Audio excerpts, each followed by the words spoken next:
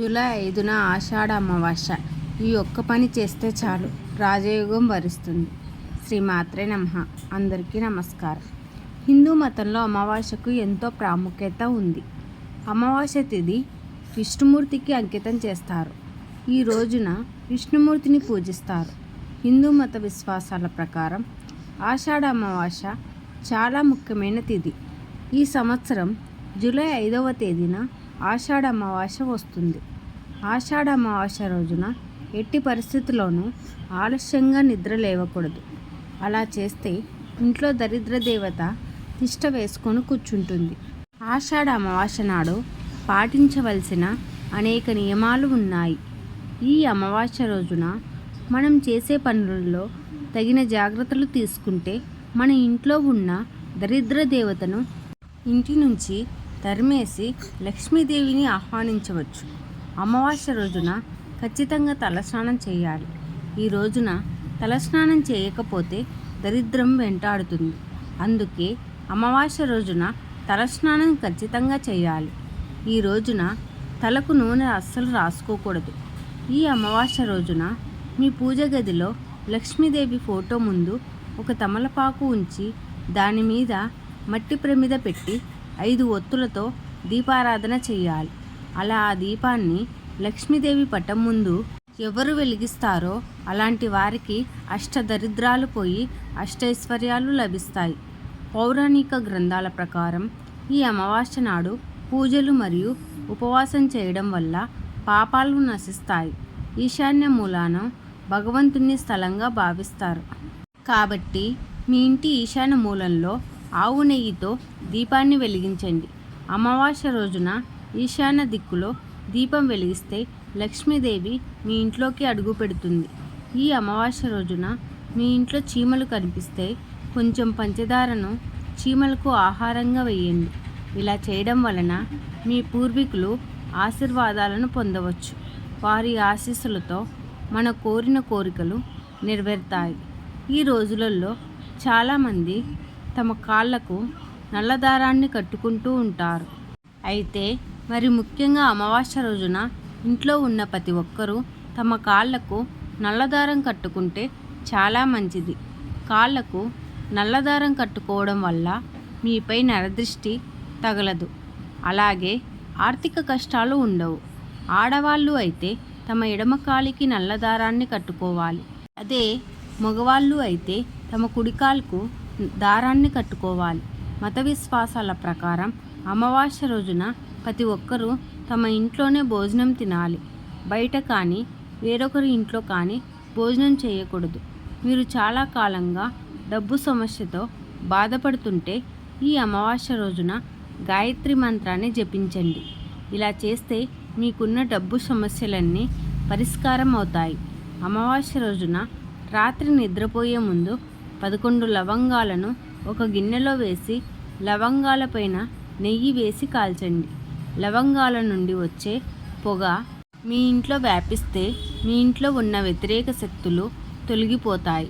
తద్వారా మీ ఇంటికి లక్ష్మీ కటాక్షం కలుగుతుంది. సాధారణంగా అమావాస్య రోజున బయటకు వెళ్ళకూడదు అంటారు.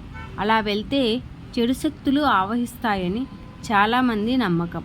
కాబట్టి అమావాస్య రోజున బయటకు వెళ్ళాలనుకునేవారు మీ జోబులో 2 లవంగాలను వేసుకొని వెళ్ళండి.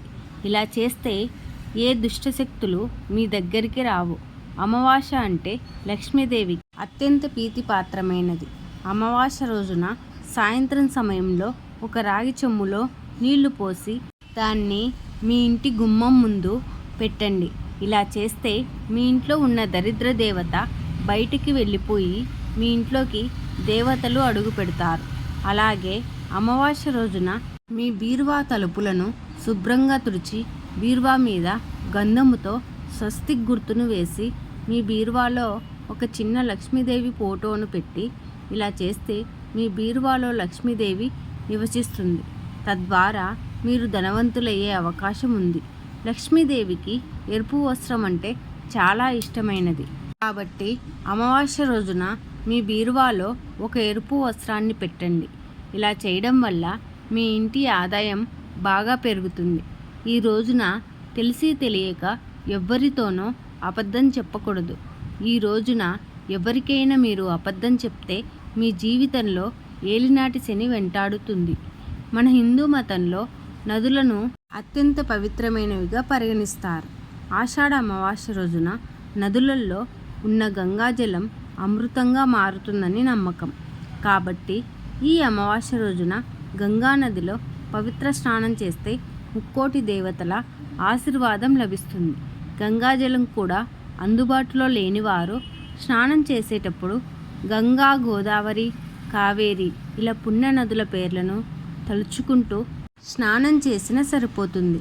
మీ జీవితంలో అనేక సమస్యలు ఉంటే ఈ అమావాస్య రోజున నీటిలో పసుపు వేసుకొని స్నానము ఇలా చేస్తే మీకున్న సమస్యలన్నీ తొలగిపోతాయి. స్నానం చేసిన తర్వాత ఇంట్లో పసుపు నీళ్లు చల్లుకోవాలి. ఇలా చేయడం వల్ల ఇంట్లో ఉన్న నెగిటివ్ ఎనర్జీ అంతా తొలగిపోతుంది. తర్వాత స్త్రీలు పాపిటిలో కుంకుమ బొట్టు పెట్టుకొని కాళ్ళకు పసుపు రాసుకొని ఇంట్లో పూజ చేసుకోవాలి. కాబట్టి ఈ ఆషాఢ అమావాస్య రోజున ఉదయాన్నే నిద్రలేచి గంగా స్నానం చేయాలి. ఇలా చేయలేని వారు స్నానం చేసే నీటిలో గంగాజలం కలుపుకొని స్నానం చేయవచ్చు. ఈ అమావాస్య రోజున స్నానం చేసే వరకు ఎవరితోనూ మాట్లాడకుండా జాగ్రత్త వహించాలి. స్నానం చేసిన తర్వాత సూర్య భగవానుడికి ఆర్ఘ్యం సమర్పించాలి. అమావాస్య రోజున గోవుకి ఏదైనా ఆహారం పెడితే ముక్కోటి దేవతల ఆశీర్వాదాలు మీపై ఎల్లవేళలా ఉంటాయి. గోమాతలో ముక్కోటి దేవతలు నివసిస్తారు. ఈ ఆషాఢ అమావాస్య రోజున గోవుకి గడ్డి తినిపిస్తే మీ కష్టాలు తొలగిపోయి తరతరాల తరగని ఐశ్వర్యం వస్తుందని జ్యోతిష్య పండితులు చెప్తున్నారు. ఈ పవిత్రమైన అమావాస్య రోజున ఎవరి జాతకంలో అయితే శని దోషం ఉంటుందో అలాంటి వారు పేదలకు దానం చేయడం వల్ల మంచి ఫలితాలు వస్తాయి. ఈ వీడియో కనుక మీకు నచ్చినట్లయితే ప్లీజ్ లైక్ చేసి మీ ఫ్రెండ్స్కి షేర్ చేయండి.